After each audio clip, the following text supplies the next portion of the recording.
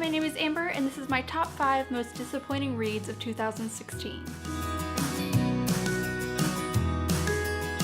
For my top 5 disappointing reads, I decided to keep it to 5 and not anymore because honestly it was way too hard to try and pick disappointing books because I enjoyed pretty much everything that I read this year. Also, this is just books that are published in 2016 and not just ones that I read in 2016.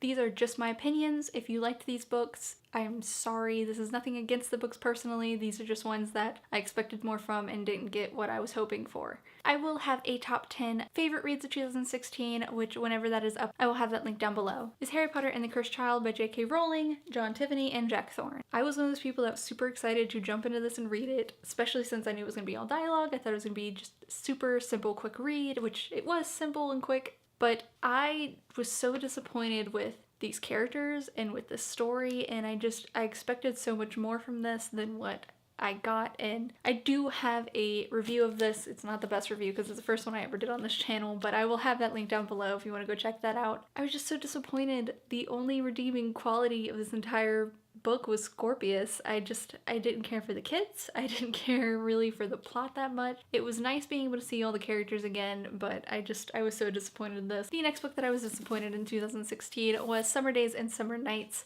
edited by Stephanie Perkins. This is an anthology of random summer love stories is what it says. It's 12 love stories. My True Love Gave to Me was a Christmas version of this, which I actually read last year, and I thought all the stories were adorable and fantastic. There were a couple of weird ones, but they were still great. When it came to Summer Days and Summer Nights, I was so excited. Summer is my favorite season. I love love stories, and I just was really excited to jump into this. I was so disappointed with half the stories in this book because they weren't adorable love stories. They were sad, depressing stories.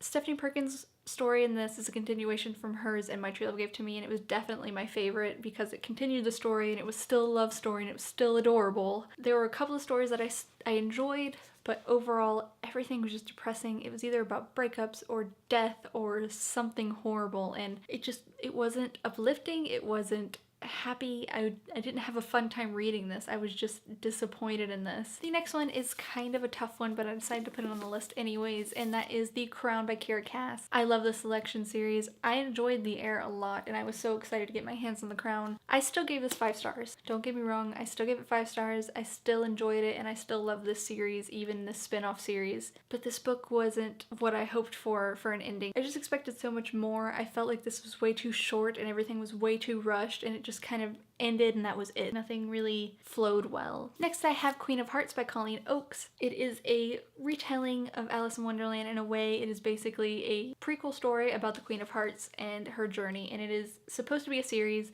Blood of Wonderland is supposed to come out sometime this year, and I'm still going to try and pick that up and read it and see how this series continues. Super dark, and not even in a fun way dark. It was just really dark and kind of depressing, and I didn't really feel anything for any of the characters. The plot was just kind of okay. I was kind of bored throughout most of this, which is really sad to say because it could have been so great, and I know there are people out there who love it, and I plan on seeing how it goes in the rest of the series, but this definitely was a big disappointment for me this year. The last book that I have, I actually don't have physically on me. That is the novella Stealing Scars by Victoria Aveyard. A bind-up of 2 novellas, Queen Song and Stealing Scars, came out this year called Cruel Crown. I didn't actually pick up the finished copy because I just decided to read them digitally, and I read Queen Song when it came out. I think it was 2015 maybe. I enjoyed it. I thought it was a good insight into the Queen's past. It was my favorite thing in the world, but it was okay. But when it came to Steal Scars, it was just so boring and pointless to me to have this story. I did not enjoy Steal Scars. I just thought it was very disappointing and let down, and I was bored reading the whole thing, and I had to kind of force myself to read it. So those are my top 5 disappointing reads of 2016. Let me know what your most disappointing read this year was down below, and I'll see you guys next time.